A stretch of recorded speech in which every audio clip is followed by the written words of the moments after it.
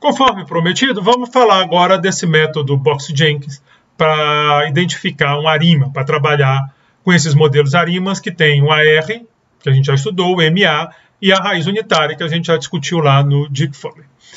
Chama-se arima PDQ, P é a ordem do autorregressivo, I é o número de raízes unitárias e Q é a ordem do MA. Então, é a combinação de um modelo RP, um modelo integrado de ordem D, o número de raízes unitárias, e um modelo MAQ. A sigla vem dessa combinação. Então, é aí que sai. O método é devido a esses dois estatísticos, George Box e Guilin-Jenkins. A gente fala geralmente Box-Jenkins. A ideia é selecionar um modelo, estimar o modelo e confirmação do modelo. É comum que você tenha que fazer essas etapas repetidas vezes para ir refinando. Aqui nós não vamos fazer isso, até porque tem uma surpresa no final. Mas vamos começar. Bom, os dados que eles usaram, e eu acho que a maioria dos exemplos é muito bom dar, eles estão pegando passageiros de voos internacionais. Deixa eu botar aqui.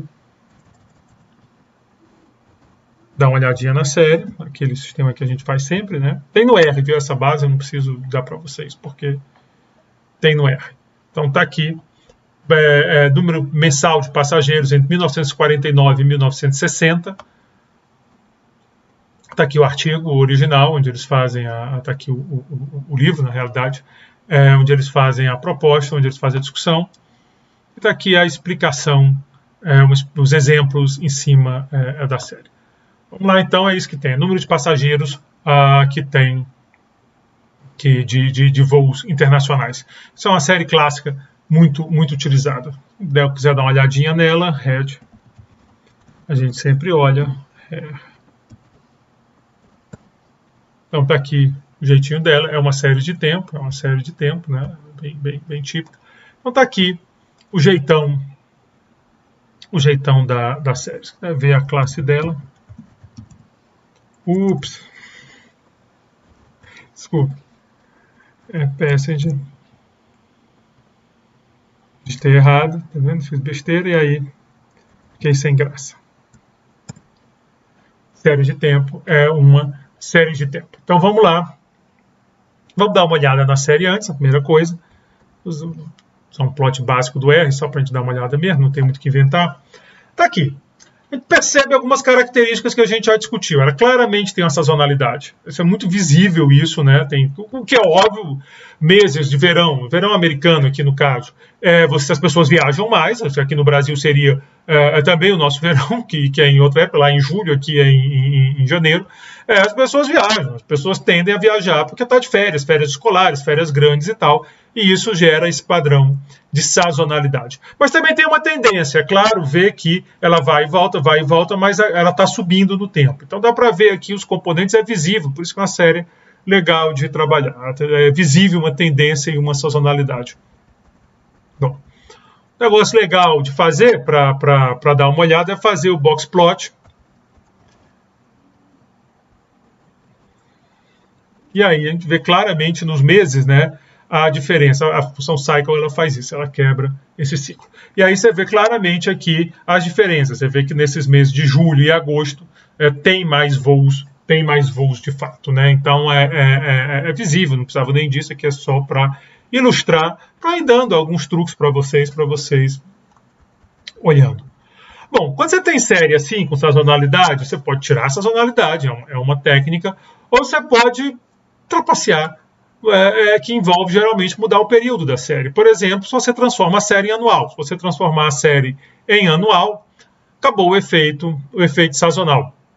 A função aggregate do R faz isso para a gente. Então, se você usar a função aggregate, você bota a série de tempo e você bota fan, qual a função que você quer usar. Então, a média. Então, aqui eu quero fazer um gráfico com a média de passageiros por ano. Como eu vou pegar a média de cada ano, aquele efeito sazonal já era. E aí agora eu tenho só um efeito de tendência. O problema é que você perde um monte de detalhe de observação, né? Porque você agregou as observações. Você pode fazer soma, então eu posso fazer os passageiros totais no ano, se eu quiser. Ficou com o mesmo jeitão. A única mudança é na escala, né? aqui vai até 450, aqui vai até 5.000, porque seria 12 vezes, né? Então, aquela média. Então, mas o jeitão é o mesmo, como não podia deixar de ser. Você pode fazer mediana, se quiser, tem uma opção de função que pode fazer. Então, aqui, se você fizer isso, é um jeito. Se não, você tira a sazonalidade, você pode fazer regressão contra dummy para cada mês, tem uns truquezinhos.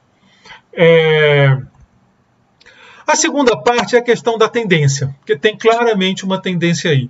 E uma maneira de lidar com isso é fazer a diferença. Você trabalha com a diferença da série. Né? Em vez de trabalhar com a série propriamente dita, você trabalha a diferença. Se for, por exemplo, um passeio aleatório foi o exemplo que nós demos de uma série não estacionária que tem a raiz unitária. Mas a diferença do passeio aleatório, YT menos YT menos 1, é o ruído branco, que é estacionário, esse é o senhor estacionário por natureza. Então, essa mesma sacada nós vamos utilizar. Vamos dar uma olhada nessa diferença? Ficou grande aqui o negócio? Oh, droga. Vamos dar uma olhada aqui nessa diferença. Opa, essa é a diferença, né? Só a diferença. Diff faz a diferença, eu estou usando log. Estou usando log porque é bom usar log nessas coisas. Você vê que não tem nenhum jeito de tendência aqui, né? Todo nervoso, não tem nenhum padrão de subida, nem descida. Pouco de bobo, não, mas não tem. Vou passar o teste ADF. O teste ADF, calma. Fiz o teste ADF, está aqui ele, e deu problema. Porque não deu problema. Fiz aqui o teste ADF e deu aquela número baixinho. Só toma um certo cuidado com o teste ADF, só porque às vezes ele dá pegadinha, né? Eu antecipei o problema que eu queria mostrar para vocês. Eu vou fazer o teste na série, em vez de fazer na diferença da série. Aqui tinha que dar tudo certinho, não tinha como não dar. Vamos fazer o teste na série. E deu que a série não tem problema. Tá aqui. A série também passou no teste, deu igual. Como ele usa 0.01 no mínimo, deu exatamente igual. Como é que é isso, então? Porque, mesmo que eu tire o agregado, é óbvio que essa série tem tendência. E aqui são as pegadinhas da sazonalidade. Vamos fazer o teste com 12 legs. E agora apareceu o problema. Quer dizer, o que está acontecendo? Se você fizer só com lag, ele está olhando só por detrás. Aí não mostra. É por isso que tem que ver a série, entender a série, para poder entender o que está acontecendo. Então fica claro que a série original não é estacionária, tá aqui, mas a série com diferenças como não podia deixar de ser. Se a série com diferenças é estacionária, a gente disse então que tem uma raiz unitária, é integrado. Se a série com diferença continuasse não estacionária, a gente faria a diferença da diferença, né? A segunda diferença, como a gente chama. E aí, assim por diante, até chegar à ordem. Essa daqui deu só uma raiz unitária mesmo, porque a diferença não deu estacionária. Não deu estacionária. Aqui eu faço a diferença, mas aqui eu não sei porque eu fiz isso, não. Até que ficou um número ruim, mas aqui não tem muito sentido, porque a série é estacionária, né? A gente vê que é estacionária. A gente já limpou direitinho a série. Então vamos usar esse D igual a 1. Vamos agora fazer a autocorrelação, né? Aquela função de autocorrelação. Aqui eu estou fazendo a ASF e a parcial, é outro jeito de fazer. Em vez de fazer aquele argumento parcial, você bota PACF, que sai. Vamos fazer a correlação. Reparem que eu usei 1 e 2, então vai ficar só dois gráficos, um do lado do outro, uma linha, duas colunas. Está aqui as duas. Você pode ver que tem uma queda brusca aqui na autocorrelação, que é esse daqui. Tem uma série brusca, tem uma queda... Deixa eu puxar aqui. Tá aqui. ACF, correlação, e aqui parcial ACF. Tem uma queda brusca, volta, tem esses probleminhas de sazonalidade, né, que dá uns probleminhas, mas você vê que tem a autocorrelação, uma queda brusca após a primeira defasagem, o que sugere a ausência de um termo autorregressivo, né, que o autorregressivo faz cair lentamente, e presença de média móvel de baixa ordem. O pico em um ano de defasagem é por conta da sazonalidade. Nesse ponto temos que P igual a 0 e D igual a 1. Para determinar o valor de Q, com mais confiança, seria necessário refazer o processo, porque deu esses probleminhas aqui, vocês podem ver. Seria necessário refazer o processo. Mas nós temos uma função no R chamada autoarima, que resolve nosso problema. Então, não vou ficar refazendo o processo, eu vou usar a autoarima. Demora um pouquinho, ela está trabalhando, mas ela responde para a gente, ela está dizendo que tem um coeficiente MA e um SMA, que é sazonal. Então, o MA1 é o tradicional, mas o SMA1 pega o elemento sazonal. Ele está identificando aqui também, ele está botando a estrutura, né, de 12 e está identificando 0, 1, 1. Então, não tem autorregressivo, tem uma raiz unitária e tem o termo MA1, que foi o que a gente tinha encontrado manualmente, a gente não precisou fazer esse refinamento. Então, se vocês quiserem identificar uma série de tempo, a autoarima, botem a série lá. Não precisa botar a diferença, porque se botar a diferença ele não vai encontrar, né? Porque ele vai olhar aquilo como a série original. Então ele faz essa ajuda para a gente. Então a função retorna uma especificação arima 0, 1. Já tínhamos conhecimento de 0 igual a D1, a gente tinha uma dúvida no MA, a função quebrou o galho para a gente, e a função permitiu concluir que o termo média móvel é de fato o MA1, com esse coeficiente aqui 0,418. E que existe uma média móvel sazonal de 12 períodos e o coeficiente, então, é menos 0,5469. Embaixo tem o erro padrão.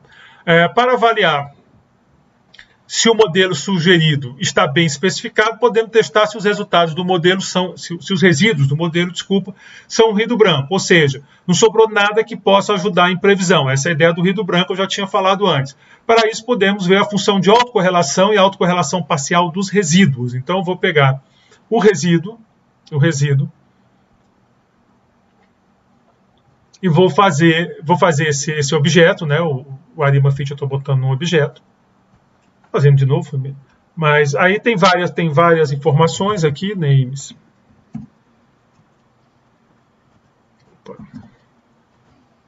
O objeto, como qualquer objeto R, guarda aqui um monte de informação. O que eu estou querendo pegar são os resíduos. Então está aqui os resíduos e eu quero fazer o teste para saber se eles têm autocorrelação ou parcial. Vamos lá. Aqui na autocorrelação só no 0, tudo bem, tem que ter mesmo, isso é a variância, o resto deu tudo não significativo. E aqui na parcial também deu nada significativo. Ou seja, é um ruído branco. A gente pode aceitar a hipótese que é ruído branco. Ou seja, uma vez que eu fiz esse modelo como um arima 0,1 com a estrutura sazonal que ele apresenta, o que sobra do modelo eu não tenho como prever, eu não tenho como modelar, porque é o tal do ruído branco. Então deu certo, foi uma boa. É claro que a gente já sabia que ia dar certo, como eu disse, esse é um exemplo clássico. A função de autocorrelação mostra que não existe covariância significativa entre T e T mais H para T maior ou igual a 1, só tem entre T e T mesmo, né, que é o 0. Também é possível ver que a autocorrelação parcial é estatisticamente zero em todas as defasagens. Isso é compatível com ruído branco, então ficou legal o nosso modelo. Para passar a fase final, que é fazer previsão. Fase final. Agora vamos sair fazendo previsão, que é divertido, né? Fazer previsão. Então, para fazer previsão, tem essa função predict, essa é uma função do R. Se você passar o objeto arima fit, normalmente você tem que dizer se o intervalo é de previsão ou não é, mas aqui ele já vai reconhecer. Se você passar aquele objeto arima fit, ele já entendeu tudo, você só precisa dizer quantos passos à frente. Eu estou pedindo 3 anos, que são 36 meses. Então, está aqui. Como a gente está fazendo em log, se você quiser ver o quanto você está fazendo de previsão, tem que botar exponencial, né, para recuperar. E aqui está os passageiros previstos para os anos seguintes, 61, 62, 63, para cada mês. Então está aqui a previsão. Se você botar segundo o nosso modelo, que nós identificamos esse arima, tudo bonito que o R fez para a gente é meio trapaceiro, a gente disse que foi a gente, mas na verdade foi o R. E aí eu posso dizer, minha previsão é que em julho de 1963 vão ser 812.2371. Então você tem essa especificação, né? Provavelmente isso aqui é 1000, mas aí é só ver a base de dados. Então a gente pode fazer um gráficozinho pegando essa previsão, está aqui meu gráfico, passengers e tal, e aí eu vou botar uma linhazinha. Estou colocando o previsto, pred é a previsão, pred foi exatamente o que a gente fez aqui. Estou botando o previsto, estou botando também é exponencial, né, porque eu tenho que recuperar o número de passageiros, o modelo foi em log, então eu tenho que botar em azul, e estou colocando dois intervalos, dois erros padrões, né, para fazer o intervalo de confiança, né? Então está aqui tudo direitinho, vamos ver a carinha que ficou. Então está aqui nossa previsão, é a linha azul, e aqui a nossa margem de erro, tudo colocado. Então vocês têm uma ferramenta simples para fazer previsão de séries de tempo, quem gosta disso, quem quiser fazer. Agora, muito cuidado com previsão. Muito cuidado com previsão, viu? Isso aqui é só para se divertir. Não vamos sair por aí vendendo previsão, não. Dizer, agora eu sei prever. Tem muita coisa que a gente não discutiu, tem muita sofisticação que a gente não falou aqui. Você precisa fazer o curso de série de tempos, e tem problemas teóricos seríssimos envolvendo previsão. Na questão de macro, que é onde eu trabalho, provavelmente vocês vão ver isso no curso, nos cursos aí de macro, quando vocês virem um negócio chamado crítica de Lucas, alguns falam de Sargent Lucas, que muito cuidado com séries de tempo em macroeconomia, especialmente se você quer fazer previsão. O que eles alegam é que quando a política econômica muda, o modelo que gera os dados também muda. Então aquele problema da estacionalidade volta, mas agora com uma abordagem mais profunda de teoria. Se você mudou a política, mudou também a regra de decisão das pessoas, e essa regra de decisão que gera os dados que você tá observando. Então esse é essencialmente a crítica de Lucas, e que dificulta muito fazer previsão quando tem mudança de política econômica, que normalmente é o que a gente quer. A gente quer saber, se eu mudar a política econômica, o que vai acontecer. Então é um problema sério, tem abordagens, em alguns casos funcionam, alguns outros casos não funcionam. Estamos vendo agora, né, no Brasil, nos Estados Unidos, por exemplo, que tem um aumento de inflação que ninguém estava enxergando, os modelos não estavam enxergando. Então, você tem problemas desse tipo. É claro que não é um problema dos economistas que rodam o modelo, que não sabem fazer o trabalho deles. Eles sabem, fazem muito bem feito, geralmente são excelentes economistas, mas o problema ali é do modelo. Né? O cara tem que entregar, porque é o trabalho dele, mas o modelo não consegue entregar essa política. Só um exemplo, só para tomar cuidado. Mas está aqui uma ferramenta, se quiser, para fazer brincadeira, pode. Né, para pegar um pouco a lógica, e aí vocês vão investindo e seguindo adiante. Então, foi um parênteses dentro de um curso que é de crescimento, a gente nem está tão preocupado. Até agora, o que a gente precisa mesmo ver, que nós vimos, é o teste de raiz unitária, porque nós usamos num dos artigos apresentados. Vamos falar agora de um problema de regressão espúria.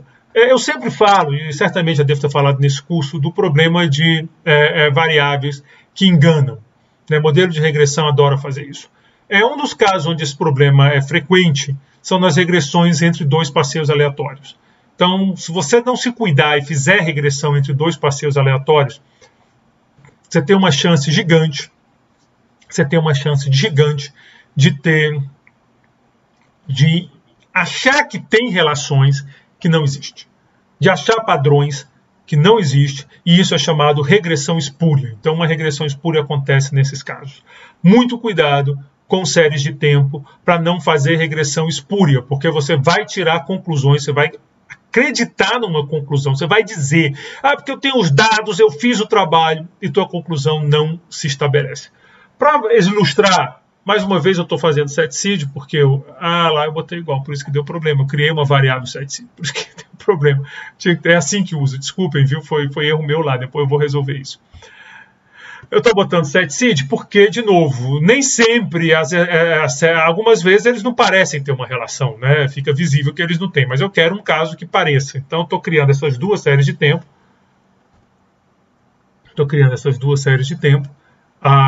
E vou fazer o plot delas duas. Percebam que não tem nada a ver uma com a outra.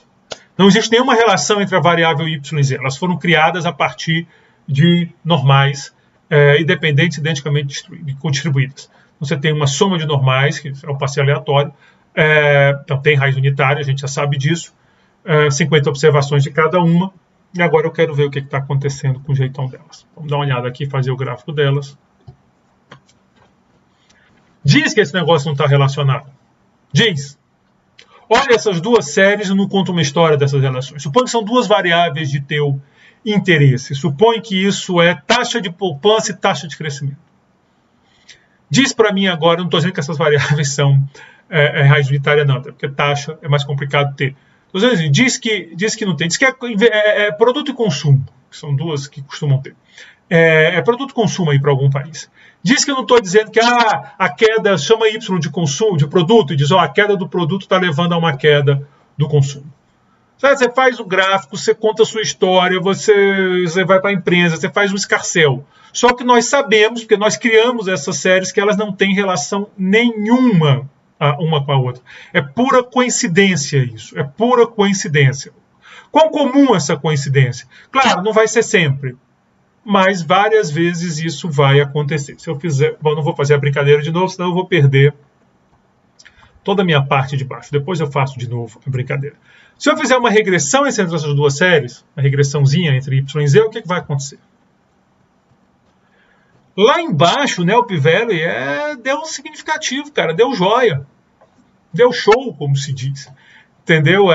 Volto a dizer, eu fiz o gráfico, eu digo, tem uma relação visualmente eu estou vendo a relação, eu fiz uma regressão, encontrei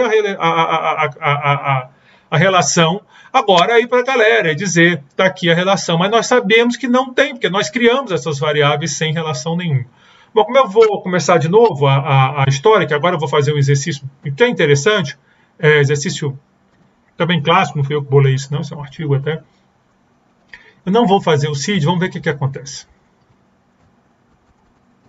Vou fazer isso algumas vezes. Agora ficou bem diferente, né? Como meu gráfico tem limite, não deu. E deu não significativo. Agora ficou como se espera. Se eu fizer de novo. Opa, agora deu significativo. Deu significativo. Embora visualmente não esteja impressionando muito. Agora deu bem significativo e visualmente também ficou parecido. Agora foi por acaso, viu? O 25 é aquele que eu fiz inicialmente. O 25 reproduz aquele meu exemplo, primeiro. Aqui, o 25 é aquele. Né? Eu vi o que o set seed faz. Ele deixa a gente como a gente quer. Bom, então eu vou fazer aqui que é exatamente o exercício clássico. Então eu vou fazer set seed. Depois a gente brinca de novo sem saber o que vai acontecer para ver o resultado. Eu estou criando, eu vou criar 20 mil passeio aleatórios independentes um do outro, que nem eu criei aqui, sem relação nenhuma entre o outro, e vou fazer 10 mil regressões, uma para cada par. E vou guardar o valor do P-Value, eu quero saber quantos vão dar significativos. No mundo perfeito, né, às vezes o mundo nenhum daria significativo, porque não é para dar. Porque não tem relação, eles estão sendo criados independentes. Vamos ver como é que funciona na prática.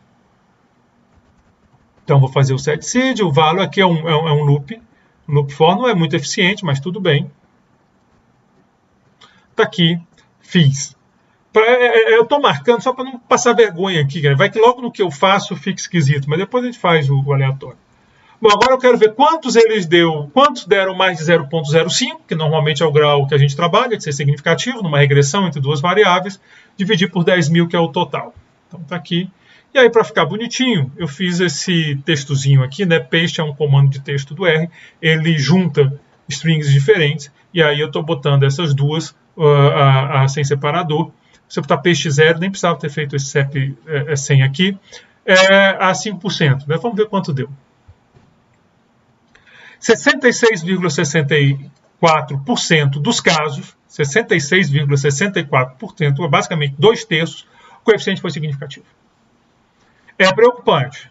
É uma coisa que devia assustar. Então, se eu fizer 2/3 do meu experimento deu isso. Vamos fazer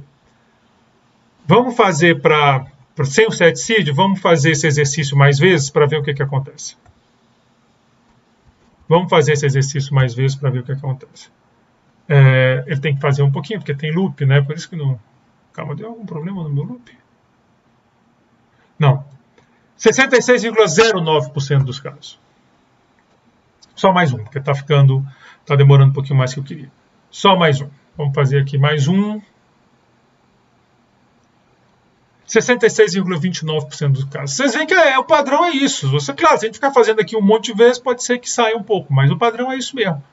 Então, impressiona como é fácil, né, como é alta a chance de, numa regressão dessas, você conseguir pegar essa relação. Impressiona um bocado. Bom, apesar desse resultado, de eu estar pegando, de eu ter mostrado para vocês o problema, em alguns casos você pode trabalhar faz sentido trabalhar fazer regressão com essas séries, mas é importante que, além de ter raiz unitária, elas sejam cointegradas. Ou seja, elas têm que ter uma relação linear de longo prazo. Muitas vezes a teoria econômica faz isso. Por exemplo, no modelo neoclássico que nós vimos, nós sabemos que as séries crescem a mesma taxa no longo prazo. Logo, elas têm essa relação de longo prazo. Né, de longo prazo. Então, você vai buscar na teoria quais variáveis são essas. E aí você pode levantar suspeitas de que são integradas. Existem testes para isso, não vou discutir isso aqui no curso, mas quem quiser procura lá com a integração R, que vocês vão ver como fazem os testes de cointegração no R para saber se duas variáveis são cointegradas. E aí você bota, e aí você vai começar a trabalhar com os var, vec e tudo isso, que são técnicas mais utilizadas para trabalhar com séries de tempo e macro, porque permite botar mais de uma variável, né? Então você não fica só com uma variável. O var é um vetor autorregressivo, exatamente, que você pega um vetor de variáveis e não só uma, mas aí já sai um pouco aqui do objetivo do nosso curso. Bom, lá no nosso exemplo, desculpa, lá no texto que nós discutimos, ele fazia um teste de média, para saber se a média era diferente em dois períodos, vocês devem lembrar. Vamos dar uma limpada aqui na nossa memória, para não ficar cheio de coisa. Limpadinha aqui básica. E vamos fazer esse teste de média. Primeiro vamos carregar a Penword Table. Deixa eu só garantir que está acho que está. Vamos lá. Espero que não tenha. Não, está aqui a Penword Table direitinho. E eu vou pegar o Brasil e os Estados Unidos e calcular o log do PIB per capita para os dois. Então está aqui. Está aqui os dois. Então está aqui o PIB per capita do Brasil e o PIB per capita dos Estados Unidos, tá certo? Dos Estados Unidos. Então, deixa aqui direitinho. E agora eu vou criar o dados de crescimento. Né? Crescimento basicamente, como eu estou calculando o log, é fazer a diferença. E eu estou botando esse deploy R aqui atrás para garantir que uso o lag certo, porque vários pacotes que eu carreguei têm uma função lag própria e eu quero usar a do deploy R, porque é compatível aqui com meus... Isso aqui é tidyverse é a deploy e tidy, basicamente são essas as funções que a gente está usando. Então é para não dar problema, né, porque tem lag, vários pacotes que eu carreguei têm sua própria função lag. Então, estou fazendo isso e agora eu tenho o crescimento no Brasil e nos Estados Unidos. Você perde a primeira observação. Agora, anotei aqui, apontar o problema para os Estados Unidos. Vamos lá para os Estados Unidos para ver o que está acontecendo. Porque você perde a primeira, né? Quando você faz a diferença, você não tem 49, então você não calcula. Vamos para os Estados Unidos. Brasil. Estados Unidos. Ele calculou para os Estados Unidos. Como? Porque ele também não tem o PIB dos Estados Unidos em 49. Como é que ele conseguiu calcular? Simples, ele não sabe que isso aqui é uma estrutura de tempo. Lembra? Eu falei, quando eu quero uma estrutura de tempo, eu tenho que usar aquelas classes de série de tempo, TS, ZUL, XTS. Quando eu boto aqui num data frame, ele não sabe, eu posso até botar aqui ano, mas ele não está associando. Então, para ele, a diferença foi só calcular esse menos esse. Inclusive, sai um negócio super doido, 0.09, depois é 0.06, 0.2, é totalmente fora do padrão esse 0.09. Tomem cuidado com isso, porque isso pode dar problema num trabalho, porque você está botando um outlier que, no fundo, é um erro seu. Então, você tem que ficar atento para essas coisas. Como é que você pode resolver isso? Bom, como você não tem observação de 1950, uma boa maneira é simplesmente tirar 1950 da amostra. Agora eu tenho uma série bonitinha, começando em 51. Não tem problema, vai dar certo, dá para fazer direitinho. A outra é usar um pacote PLM. E depois eu vou falar, mas embora eu tenha dito que não ia falar de painel aqui no curso, a verdade é que usa, né, painel, eu não fiz muita referência, mas usa. Então vamos falar, e eu já estou com o PLM colocado aí, eu só espero que tenha aqui, senão eu vou ter que instalar. Mas tem, não deu erro. Ele vai carregar, demora um pouquinho para carregar, porque é um pacote forte. O PLM é um pacote para dados em painel. Né, o P aí é exatamente disso, é de painel LM, né, o modelo linear em painel. Quando eu falo do perigo, é isso aqui. Ó. Olha aqui o que ele diz. Botei o pacote PLM. Os seguintes objetos foram mascarados do deploy R. Qual deles? Um deles, lag. O leg agora, se eu botar só leg, ele vem para o do PLM, que foi o último que eu carreguei. Se você quiser garantir que vai usar de um determinado pacote, esse é o padrão. Nome do pacote, 2 pontos, e aí o R sabe que é para usar desse pacote, que é o que eu queria aqui, que é o que eu queria que acontecesse aqui. Por isso que eu boto cuidado com a ordem que são carregados. Bom, com o PLM, eu posso dizer para o R que, desculpa, ficou alto, eu posso dizer para o R que agora é um painel, e ele vai indexar no que eu mandar ele indexar. Aqui eu quero código, país, e ano, que são as minhas duas variáveis do painel. Né? O painel normalmente é isso. Você tem os indivíduos, no caso aqui o país, e você tem o ano, que é ano mesmo. Eu estou em português, eu tenho ano mesmo, né? Mas podia ser outro nome, podia ser year, né? Se fosse em inglês, ou podia ser mês, ou data, ou sei lá como é que, date, se for em inglês, data em português, e assim por diante. Então eu estou criando o painel, e ele agora, pedados, o jeitão é o mesmo, a cara é o mesmo, a única coisa é que ele, está indexando aqui.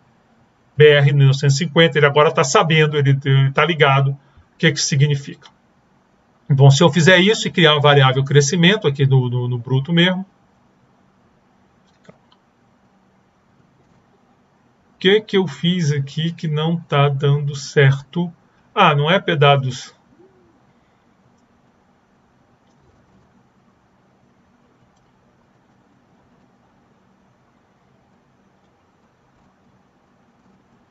Botar um ponto C aqui que é mais fácil do que corrigir tudo, né? Vou botar um ponto C aqui que fica mais fácil. Então, pedado C, mais fácil do que mudar minha linha inteira ali. E agora tem pedados, pedado C está aqui. Vamos ver o que aconteceu. No Brasil está certinho, vamos ver os Estados Unidos, onde o prefeito tem uma besteira com esse monte de carregar. Também deveria estar certinho. Certinho, ele já limpou para a gente. Então, cuidado, se não quiserem estruturar o painel, isso é um painel de fato, porque tem 2 países e tem vários anos, então é um painel com só 2 países, mas não deixa de ser. Se não quiserem fazer isso, lembrem de limpar a série, ou alguma coisa você tem que fazer para não confundir a tua regressão. Bom, agora eu vou criar o dado C2, em cima do dado C1. Isso aqui foi só para ilustrar, vamos voltar para onde estava mesmo, que é o dado C1, que é aquele que eu tirei em 1950. E eu vou separar pós e pré-1980. Eu vou fazer o corte em 1980. Lá não era, cada país ele fazia um corte, mas aqui, só porque eu estou querendo ilustrar, vou fazer o corte aqui. Então eu tenho agora esse dado C2. É o mesmo, só que para anos antes de 1980 é pré, para anos depois é pós. Vale para o Brasil e para os Estados Unidos. Vamos calcular as médias, só para a gente dar uma olhadinha no que está acontecendo. Está aqui o Brasil. Você vê que a média do Brasil pós é 0,006. Lá embaixo. Pré é 0,4. Então é um negócio assim de 10 vezes menos. Quase. Não dá 10 vezes. Se fosse 10 vezes era 0,04. 0,6, mas é muito menos, que é uma queda grande. Nos Estados Unidos também tem uma queda, mas é de 0,174 para 0,231. Isso é uma queda, é verdade, tem 0,05, se eu fizer a diferença, está lá atrás, lá longe a diferença, em vez daqui. Aqui já pega na segunda casa decimal, pega forte. Então, o Brasil tem uma diferença muito grande, os Estados Unidos não tem muita diferença. Vamos dar uma olhada nas distribuições, para a gente olhar melhor o que está acontecendo. Então, eu vou fazer para o Brasil Boxplot. Vamos dar uma olhada aqui. Está bem claro aqui para o Brasil que a série pré é maior que a série pós. Está bem claro, né? Ficou ao contrário de ser pré-pós, né? Eu não tomei esse cuidado. Peço desculpas, mas ele vai em ordem alfabética, aí pós vem antes. Então, pós está abaixo de pré. Visual. Também pode, se quiser dar uma olhada nos histogramas. É outra maneira de ver a distribuição, né? Você vê aqui, é mais difícil de ver, mas o pré, ele vem mais para, ele está mais para a direita, aqui do 0,10 e tal. Você vê que aqui não tem, ele desce, vem aqui para os negativos, que no pré nem tem. Então fica claro ver que essa distribuição está mais para a direita do que aqui. Vamos agora fazer a mesma coisa para os Estados Unidos, para ver o que acontece. Vou fazer para os Estados Unidos. ficou bem parecido. Dá uma diferençazinha aí na mediana, mas você vê que está mais perto. Talvez o pós estejam mais próximas, né? Não tem tanta, tem esses outliers aqui, que são os que ficam as bolinhas fora da caixa, mas tirando isso a caixa é mais estreita. No pré ela é mais larga, mas você vê que as medianas estão parecidas como a gente achava. Se eu pegar os histogramas,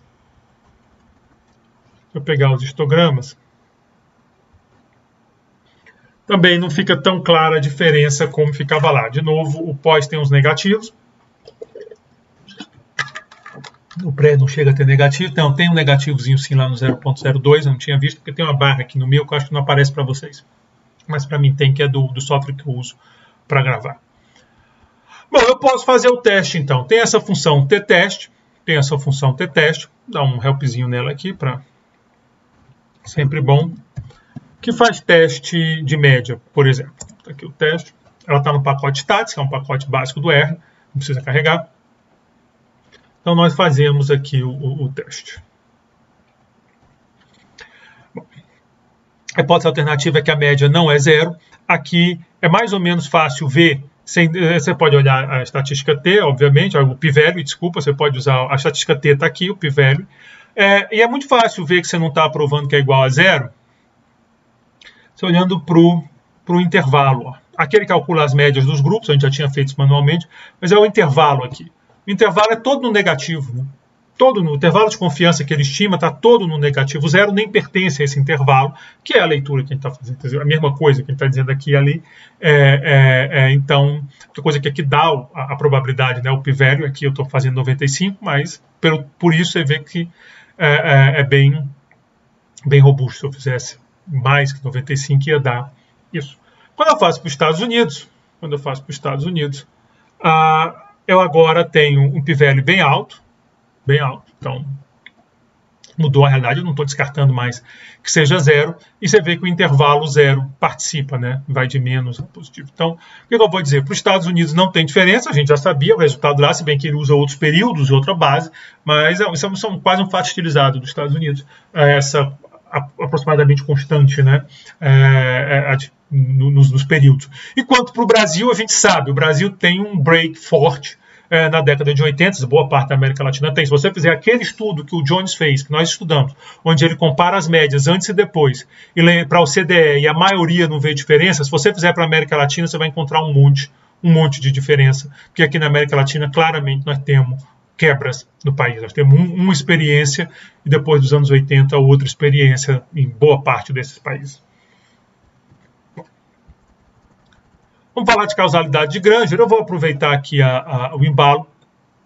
Talvez o vídeo fique um pouquinho maior, mas não tem problema, porque depois eu faço um curtinho só para painel, que é rapidinho, mas eu vou fazer.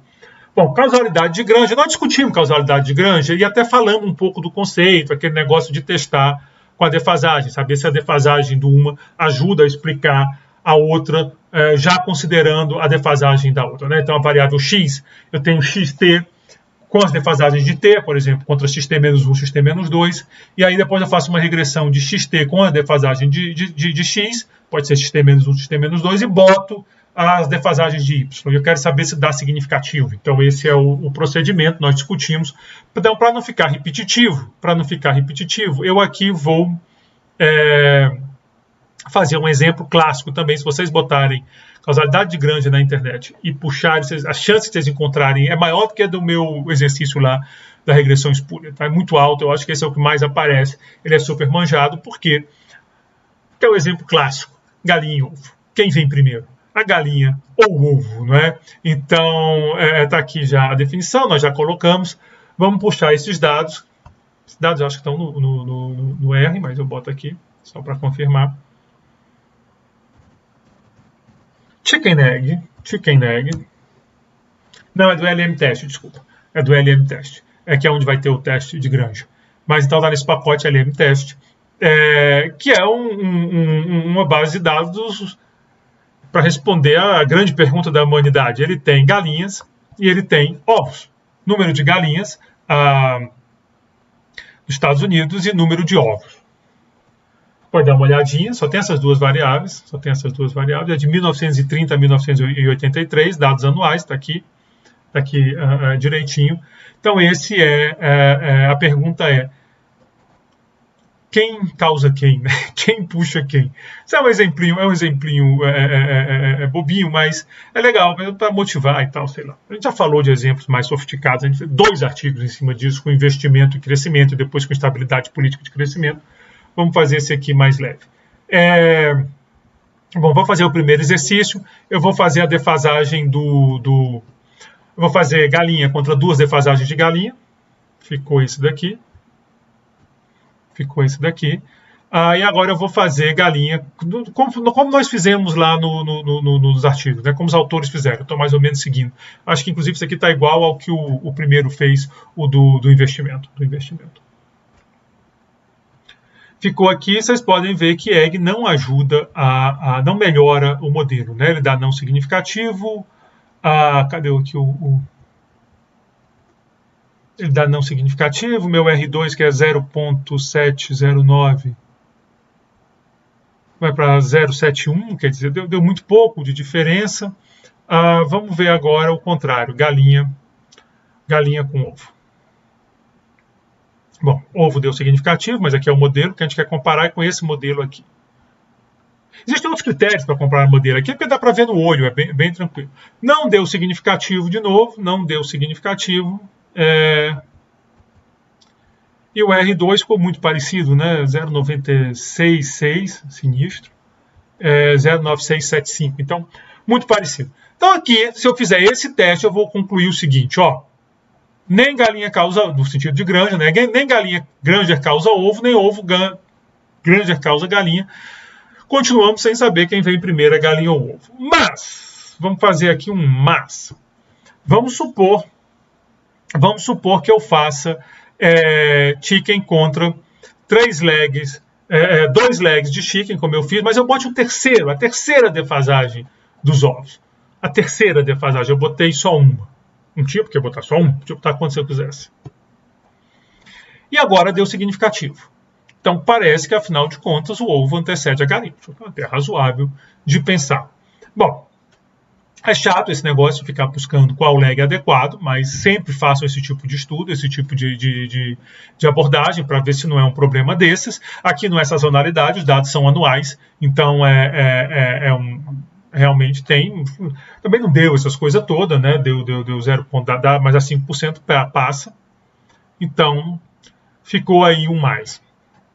O R tem, desculpa, esse pacote LM Times. Qual é o nome do pacote? LM Test, o pacote, que faz muita coisa. Ele implementa vários testes.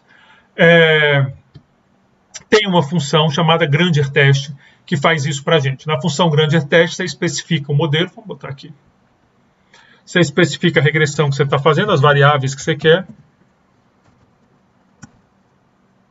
Certo? E você bota aqui x e y, a ordem, e aí tem mais alguns poucos itens. Então você usa isso, eu vou fazer aqui o teste egg chicken, quer dizer, galinha para ovo.